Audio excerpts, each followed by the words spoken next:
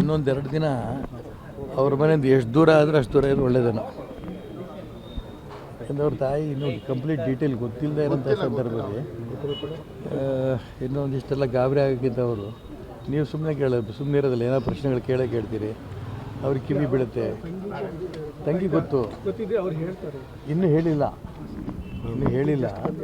ಯಾಕಂದರೆ ಬಂದಿರೋದು ಹೌದು. ಆದರೆ ಪರಿಸ್ಥಿತಿ ಏನು ಅನ್ನೋದು ಹೇಳಾಯ್ತಾ. ಈಗ ಅಮ್ಮ ನನಗೆ ಹೇಳಿದ್ದು ಭಗವಂತನ ದಯದಿಂದ ಒಳ್ಳೆ ಸುದ್ದಿ ಬರಲಿ ಸರ್ ಅಂತ ಈಗ ಹೇಳಿದ್ರು. ಎಷ್ಟು ಅಲ್ಲಿಂದ ಸೀದಾ ಬಂದಿದ್ದು, ಇನ್ನೂ ಮೆಸೇಜ್ ಏನು ಕೊಟ್ಟಿಲ್ಲ.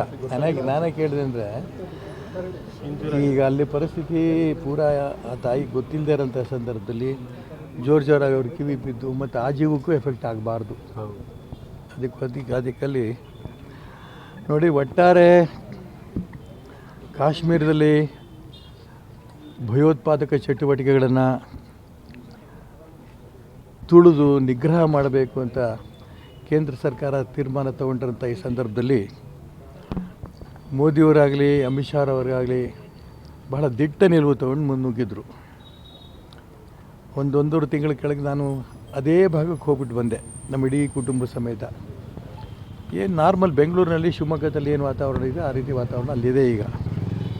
ಆದರೆ ದುರದೃಷ್ಟವಶಾತ್ ಯಾರು ಈ ದಿಕ್ಕಲ್ಲಿ ತೊಂದರೆ ಕೊಡಬೇಕು ಅನ್ನೋಂಥ ಭಾಗದಲ್ಲಿ ಇಡ್ತಾರೋ ಅವರು ಮಾಡುವಂಥ ದುಷ್ಕೃತ್ಯ ಏನಿದೆ ಇದು ಅಕ್ಷಮ್ಯ ಅಪರಾಧ. ಇದನ್ನು ಯಾವುದೇ ಕಾರಣಕ್ಕೂ ಕೂಡ ಯಾವುದೇ ಭಾರತೀಯ ಇದನ್ನು ಕ್ಷಮಿಸೋದಿಲ್ಲ. ಇಂಥ ಸಂದರ್ಭದಲ್ಲಿ ನಾನು ನರೇಂದ್ರ ಮೋದಿಯವರಿಗೆ ಮತ್ತು ಅಮಿತ್ ಶಾ ಅವರಿಗೆ ನಾನು ಪ್ರಾರ್ಥನೆ ಮಾಡೋದು ಇಷ್ಟೇ.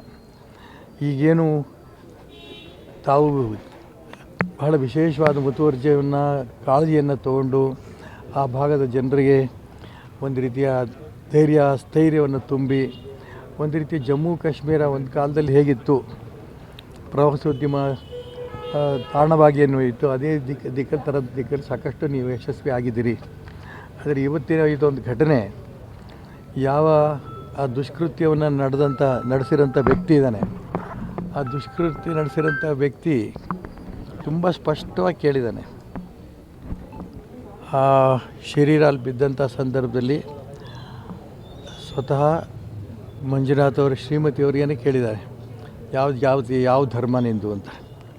ಅವರು ಹಿಂದೂ ಧರ್ಮ ಅಂತಿದ್ದಂಗೆ ಮತ್ತೆ ಇನ್ಯಾಕೆ ಉಳಿಸಿದಿರಿ, ನನ್ನ ಗಂಡನ ಕಳಿಸಿರೋ ಜಾಗದಲ್ಲಿ ನನಗೂ ಅಲ್ಲಿ ಕಳಿಸ್ಬಿಡು ಅಂತ ಹೇಳಿದಾಗ ನಿನಗೆ ಯಾಕೆ ಉಳಿಸಿದ್ದೀನಿ ಅಂತಂದು ನರೇಂದ್ರ ಮೋದಿಗೆ ಹೋಗಿ ಹೇಳಬೇಕು ನೀನು.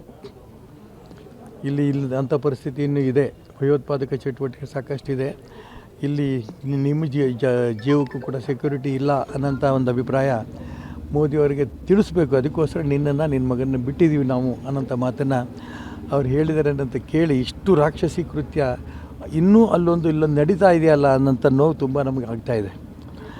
ಈಗ ಆಗಿರೋಂಥ ಈ ಸಂದರ್ಭದಲ್ಲಿ ನಾನು ಹೆಚ್ಚಿಗೆ ಇದನ್ನು ವಿವರಕ್ಕೆ ಹೋಗಿ ಇಷ್ಟಪಡೋದಿಲ್ಲ. ಯಾಕಂದರೆ ಇನ್ನೂ ಅವ್ರ ತಾಯಿಗೆ ಪೂರ್ಣ ವಿವರ ಮಂಜುನಾಥ್ ಅವ್ರ ತಾಯಿಗೆ ಪೂರ್ಣ ವಿವರ ಇನ್ನೂ ಸಿಕ್ಕಿಲ್ಲ. ಇಂಥ ಸಂದರ್ಭದಲ್ಲಿ ಆ ಒಂದು ವ್ಯವಸ್ಥೆಯನ್ನು ಮಾಡೋ ದಿಕ್ಕಿನಲ್ಲಿ ಕೇಂದ್ರ ಸರ್ಕಾರ ತಕ್ಷಣ ಆ ಕಡೆ ಗಮನ ಕೊಡಲಿ.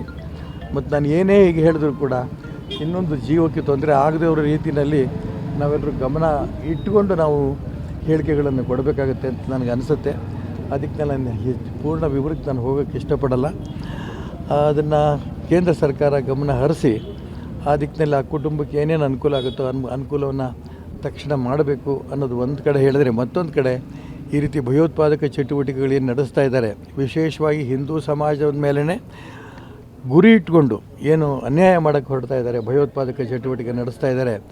ಇದು ನಾವು ಬರೀ ಜಮ್ಮು ಕಾಶ್ಮೀರದಲ್ಲ, ನಾವು ಮಂಗಳೂರಲ್ಲಿ ಇತ್ತೀಚೆಗೆ ನಡೆದಂಥ ಒಂದು ಘಟನೆ ನೋಡಿದ್ವಿ. ದೊಡ್ಡ ಸಂಖ್ಯೆಯಲ್ಲಿ ಮುಸಲ್ಮಾನರ ಮೆರವಣಿಗೆಗಳು, ಬಳ್ಳಾರಿಯಲ್ಲಿ ನೋಡಿದ್ವಿ ನಾವು ದೊಡ್ಡ ಸಂಖ್ಯೆಯಲ್ಲಿ ಮುಸಲ್ಮಾನರ ಮೆರವಣಿಗೆಗಳು. ಇದರ ಅರ್ಥ ಭಾರತದಲ್ಲೂ ಕೂಡ ಎಲ್ಲ ಭಾಗದಲ್ಲೂ ಕೂಡ ನಾವು ಅಶಾಂತಿಯನ್ನು ನಿರ್ಮಾಣ ಮಾಡೋದಕ್ಕೆ ತಯಾರಿದ್ದೀವಿ ಅನ್ನೋಂಥ ಒಂದು ವ್ಯವಸ್ಥಿತ ಸಂಘಟನೆ ಈ ರಾಜ್ಯದಲ್ಲಿ ಈ ದೇಶದಲ್ಲೂ ಕೂಡ ನಡೀತಾ ಇದೆ ಅನ್ನೋದನ್ನು ಗಮನಿಸಬೇಕಾಗತ್ತೆ. ರಾಷ್ಟ್ರಭಕ್ತರೆಲ್ಲರೂ ಕೂಡ ಒಂದಾಗಿ ಈ ಒಂದು ದುಷ್ಕೃತ್ಯವನ್ನು ನಾವೆಲ್ಲ ಖಂಡನೆ ಮಾಡಬೇಕು ಅನ್ನೋಂಥ ಒಂದು ಪ್ರಯತ್ನವನ್ನು ನಾವು ಮಾಡಬೇಕು. ಜೊತೆಗೆ ಈ ದೇಶದಲ್ಲಿ ನಾವು ಇನ್ನೂ ಜೀವಂತವಾಗಿದ್ದೇವೆ, ಈ ದೇಶದ ಸಂಸ್ಕೃತಿಯನ್ನು ಈ ದೇಶದ ಧರ್ಮವನ್ನು ಉಳಿಸ್ತೀವಿ ಅನ್ನೋಂಥ ದಿಟ್ಟ ನಿಲುವನ್ನು ರಾಷ್ಟ್ರಭಕ್ತರೆಲ್ಲರೂ ತಗೊಳ್ಳೋಂಥ ದಿನ ಬಹಳ ಹತ್ತಿರ ಇದೆ ಅಂತ ನಾನು ಭಾವಿಸ್ತೇನೆ. ಈಗ ಇತ್ತೀಚಿನ ದಿನಗಳಲ್ಲಿ ಸದಸ್ಯತೆ ಬರ್ತಾ ಇತ್ತು ಜಮ್ಮು ಕಾಶ್ಮೀರ, ಇನ್ನೊಂದು ಸಂದೇಶ ಮತ್ತೆ ಒಂದು ರೀತಿಯ ಪ್ರವಾಸಿಗರಲ್ಲಿ ಅಭಿವೃದ್ಧಿಗೆ ಒಂದು ರೀತಿಯ ಕೆಟ್ಟ ಸಂದೇಶ. ಅದೇನೇ ಈ ರೀತಿ ನೀವು ಹೇಳಿದಂಗೆ ಕೆಟ್ಟ ಸಂದೇಶ ಹೋಗಬೇಕು ಅನ್ನೋಂಥ ಒಂದೇ ಉದ್ದೇಶಕ್ಕೆ ನಡೆದಂಥ ದುಷ್ಕೃತ್ಯ ಇದು.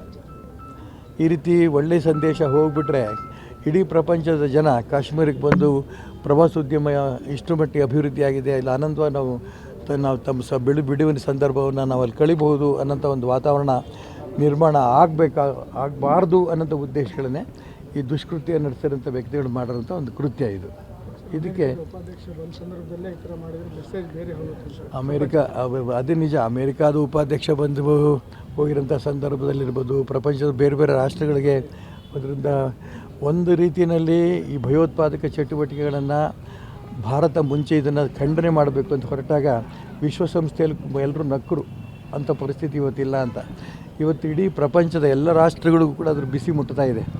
ಈ ರೀತಿ ಭಯೋತ್ಪಾದಕ ಚಟುವಟಿಕೆ ನಡೆಸೋಂಥ ಸಂಘಟನೆಗಳು ಇನ್ನೂ ಪ್ರಪಂಚದಲ್ಲಿ ಅಲ್ಲೊಂದು ಇಲ್ಲೊಂದು ಇದೆ, ಭಾರತ ಮುಂಚೆ ಅಂತ ಹೇಳ್ತಾ ಇದ್ದ ವಿಚಾರ ಸತ್ಯ ಅನ್ನೋದು ಪ್ರಪಂಚದ ಮುಂದೆ ಗಮನಕ್ಕೆ ಬರ್ತಾ ಇದೆ. ಇದಕ್ಕೆ ಎಲ್ಲ ರಾಷ್ಟ್ರೀಯವಾದಿಗಳು ಕೂಡ